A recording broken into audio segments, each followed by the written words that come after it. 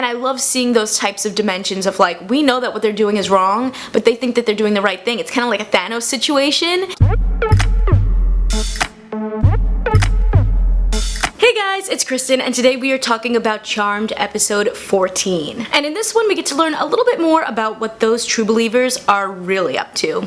Consider subscribing if you like my videos, and drop down in the comments and let me know your thoughts on this episode. I also want to know, what do you guys think is going to reinstate the power of 3?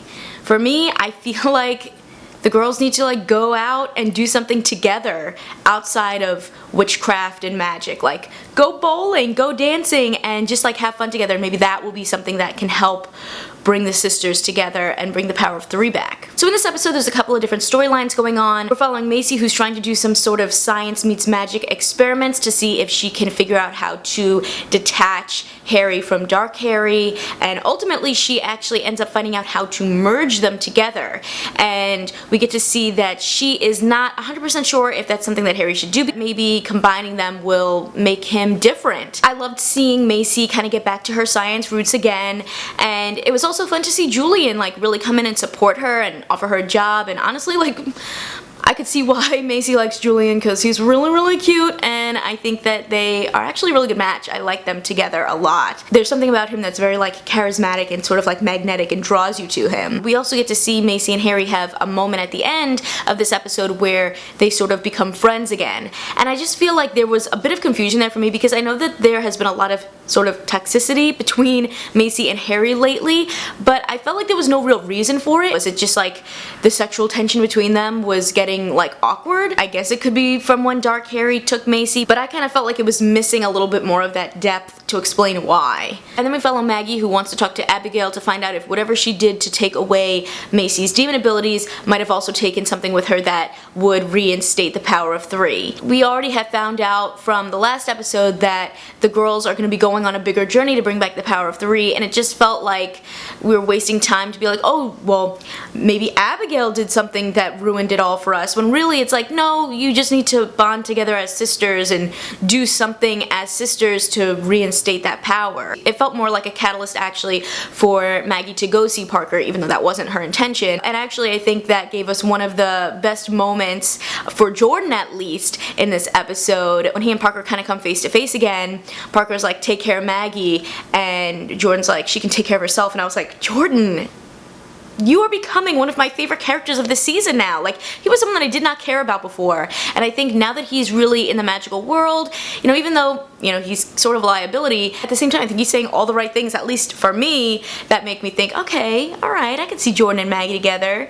You know, I like that he's like, I don't need to take care of Maggie, she can take care of herself. And it's true. And then when it comes to Mel, she was helping Harry, who knows that something happened to his dark lighter, which to me this storyline felt like it came out of nowhere, where now all of a sudden the dark lighter is in trouble, we have to go help him. He's randomly put back in his little bottle, which is what Harry wanted from the beginning, but now that's not what he wants anymore. Dark Harry's story did not make any sense to me. Like, what was the purpose of us finding Dark Harry? He's back in his bottle, now they have him. Who put him in there? Why? It just felt like kind of this boring, confusing storyline that a lot of it happened off screen that we don't really understand what's happening. So I kind of felt like, what was the purpose of forming an episode around, you know, this Dark Harry situation? We find out a lot more information about the True Believers, which I appreciated us learning. So it turns out the True Believers have actually been taking powers from magical beings and putting them into some sort of person, some sort of vessel, and kind of letting them become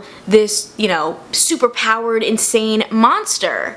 And what's interesting here is we find out that that person that they had reanimated a couple of episodes ago, that corpse is who is that vessel that now has all of this different magic in it, and obviously it can't handle it. So I'm really curious, like, why are the True Believers trying to reanimate these corpses and soup them up with crazy monster powers? What is their end goal there? Although we do find out at the very end of this episode who is kind of in charge of all this, and it is exactly who we thought. Aunt Vivian, and she says that their goal is to stop all magical beings and save the world from magic. And I thought that was interesting because they were showing us that the True Believers think that they're the good ones, even though we know the Charmed ones are also, you know, the good guys as well. And I love seeing those types of dimensions of like, we know that what they're doing is wrong, but they think that they're doing the right thing. It's kind of like a Thanos situation. I think that that's an interesting storyline to dive into. It gives it like a little bit more depth. And so now that we know Aunt Vivian is involved, that kind of brings up kind of two ideas for me. The first is that what is Julian's position in all of this? I personally think that even if he might be like working with his aunt on other projects, I don't think that he fully knows the extent of like what is going on here. And something I brought up a couple of episodes when we first learned about Julian's backstory is it looked like maybe something magical had actually attacked his parents. And so if he is involved in this, I don't think that he knows that there are good magical beings, and maybe he thinks that he and his aunt are doing the right thing by trying to save people from, you know, evil magical beings. The other thing is, now this whole storyline can easily open up the opportunity for the, you know, demons and the witches and all of the magical beings to have to unite together to save the magical world from these humans who are trying to basically start a war with them. That could be a really awesome storyline, because we've seen already a couple of times this season, you know, the idea of Maggie and Parker maybe getting married,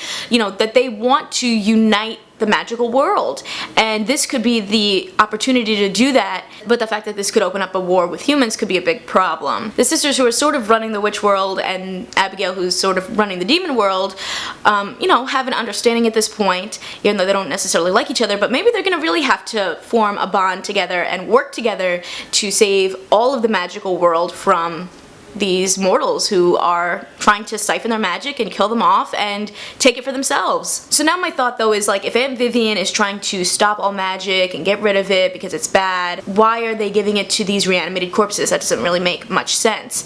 So unless there's, you know, maybe someone else in there who's trying to do their own thing and maybe isn't going along with what Aunt Vivian wants. Now we know Aunt Vivian is the leader of the True Believers, but is she actually the master and the overlord? You know, I think that that's something that we're still learning about, and I mean, it's very possible she is, but also it could be that she's maybe working with someone else. And finally, let's talk about the power of three. In this episode we learned Abigail didn't do anything to them. It's really all them, that they need to figure this out themselves. And I really feel that it was very ironic that as they're trying to figure out, oh, you know, why don't we have the power of three, I don't understand what's going on, that we see Maggie and Mel kind of like cuddling and talking together, and Macy is on the complete other side of the room.